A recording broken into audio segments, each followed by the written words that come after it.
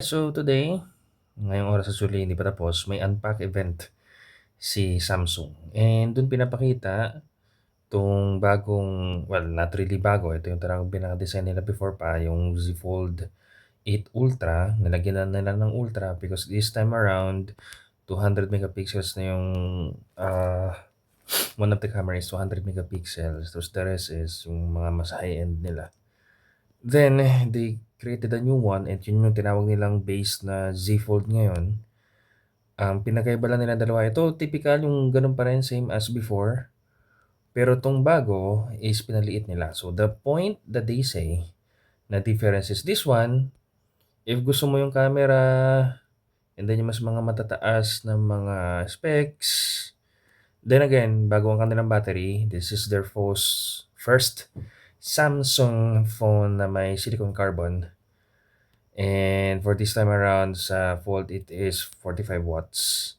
Binalik ulit nilang titanium. Pero yun nga, this one is basically specs wise and then plus camera. Yung isa na lang Z Fold is, yes, hindi ganun kalakihan yung camera. Yung camera is basic 50-50. But then again, ang pinakapunto nila daw dito sa bagong Z Fold is kahit na nakabukas o nakasara, wala siyang black. Katulad ngayon, 'di ba? Pag ginanyan ko may itim sa taas saka sa baba. Pero if they open the Z Fold, parang ganyan mangyayari. Mawawala lang yung nasa taas saka baba na itim.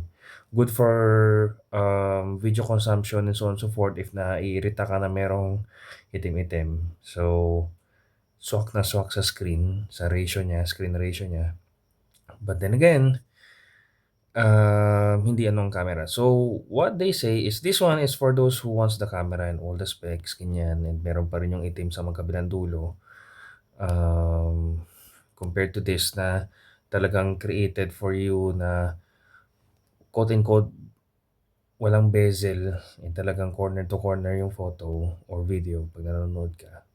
And then the flip is, well, just simply the flip. Again, all of those have the titanium body, if not mistaken. I'm not sure kung sa flip ganon, pero dito nakalagay talaga na titanium to then. And lahat sila actually has what we call the silicon carbon battery.